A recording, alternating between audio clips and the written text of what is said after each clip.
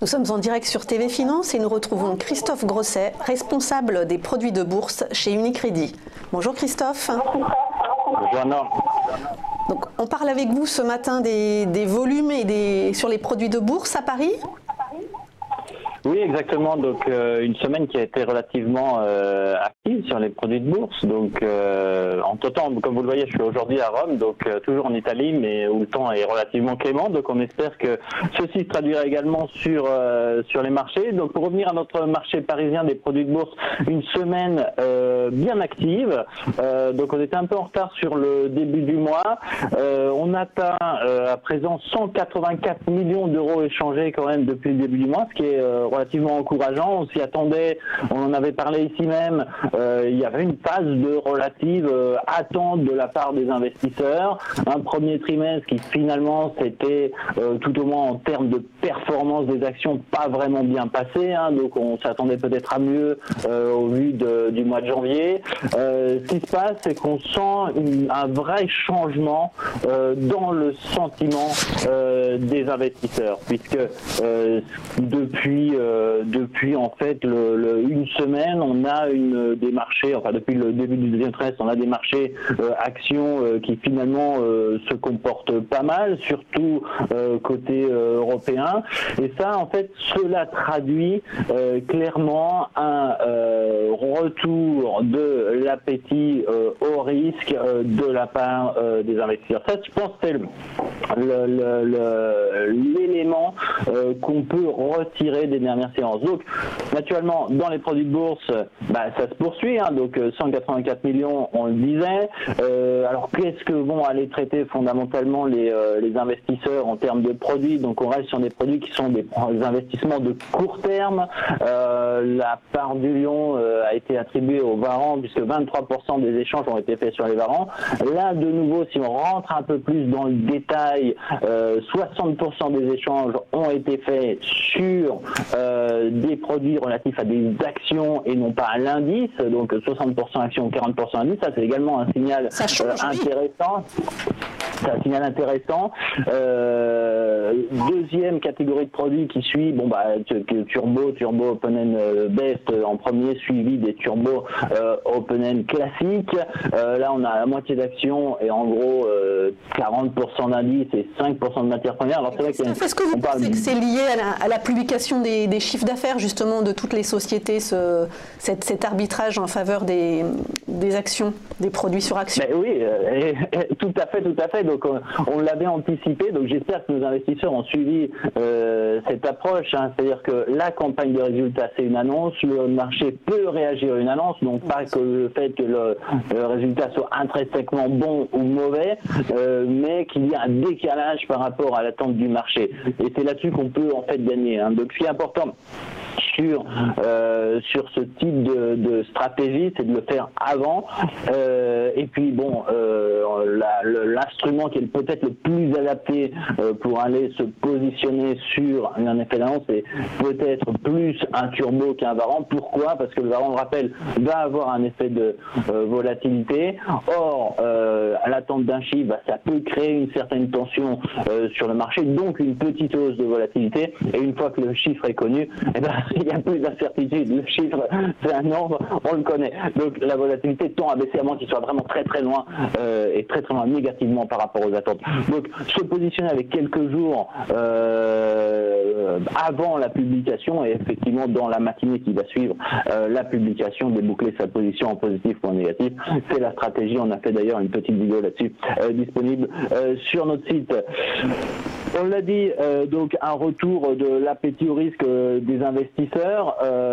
Côté action, alors là c'est assez, je pense qu'on en parle beaucoup. Ce qui se distingue en ce moment, c'est clairement peut-être l'attente de voir nos marchés européens peut-être performer un peu mieux dans les 2 prochains mois que les marchés américains. Donc peut-être une fin de cycle, tout au moins une phase d'attente, un momentum qui n'est pas forcément positif sur les marchés américains. bien. Cependant, si on va regarder la top 10, donc le sentiment, ce qu'on entend dans les salles, hein, c'est fondamentalement que c'est peut-être le moment d'aller retourner faire un peu de défensive par rapport au secteur qu'on avait peut-être privilégié. Donc c'est là si on se place plutôt dans une optique d'investissement qui nous portera sur le mois de mai et juin, donc peut-être des investissements un peu plus long terme, bien qu'on reste sur des court termes de fluctuation avec les produits de bourse.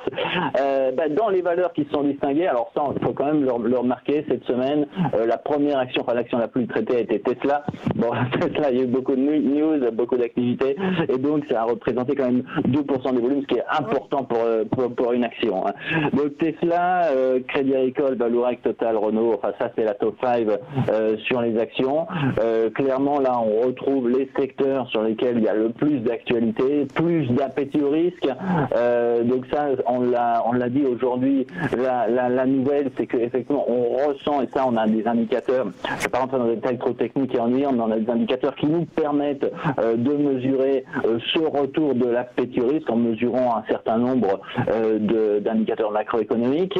Ce qui se passe, c'est que on le retrouve dans l'activité de nos investisseurs en produits de bourse, puisque un retour sur des produits plutôt liés à des actions, pas forcément aller privilégier les secteurs dont on entend parler, qui seraient les plus porteurs, mais d'aller vraiment chercher ceux qui bougent. Donc c'est quoi? C'est les annonces de résultats, c'est les secteurs sur lesquels il y a un point d'interrogation. Bon, Tesla, ça a fait la nouvelle tout seul, mais c'est souvent que ça fait la nouvelle tout seul, Tesla.